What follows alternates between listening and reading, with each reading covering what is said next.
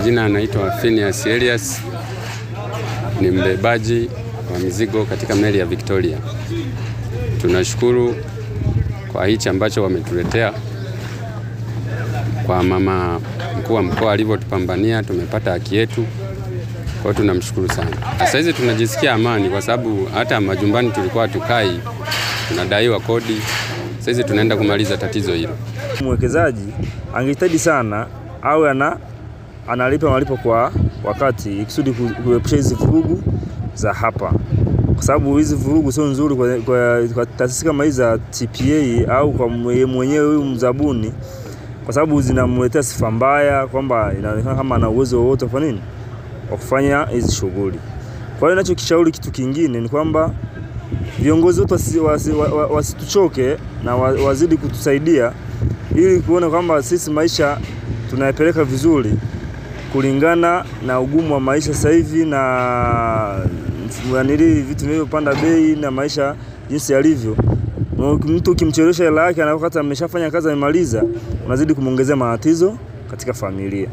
Kwa hiyo ninachokishauri kitu kingine ni kwamba viongozi wa TPA pamoja na huyo mzabuni washirikiane ili kuweka mambo sawa, haya yasijirudie tena, ili kusudi hizi kasoro ambazo zinatokea hapa na pale zisiwepo.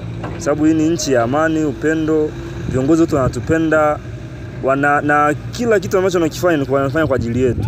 Kwa majina naitwa Godfrey Kisiri Bwana, ambaye ni msimamizi wa operation kwa upande wa mzabuni ambao ni IFS Consultants Company bandari ya Bukoba.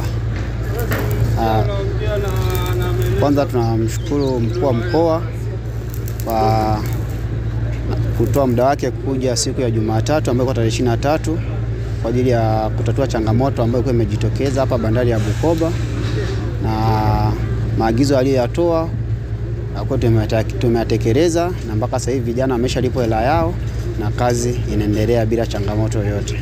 Kwa kiasi ambacho tulikuwa tunadaiwa ilikuwa ni milioni 20,115,000 na shilingi 510, na hela yote ishapatikana na vijana ishalipwa na wote wamerudi kazini. Na kwa niaba ya kampuni tunaahidi kwamba hii changamoto haitajitokeza tena.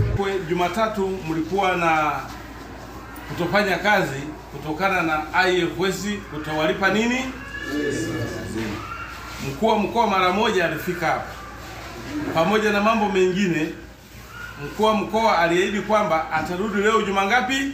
Jumatano. Na Jumatano mkuu wa mkoa amepata majukumu mengine huko Dodoma, na badala yake ndo amenituma mimi na hii kamati na hao wote tulioko nao hapa ili kuhakikisha kwamba leo mnalipwa nini? Lakini kwa ujumla tunajua wote mnadai shilingi milioni 20. Si ndio hivyo bwana? Sasa leo sikilizeni. Leo mtalipwa hizo hela. Na tumeona hizi changamoto ili zisiendelee kutokea. Mnasikia? Si mna uongozi? Siku zingine kama kuna shida kama hizi, kiongozi wenu ofisi ya mkuu wa wilaya pale iko wazi, aende pale amweleze, alafu yeye atamweleza mkuu wa. Tuko pamoja?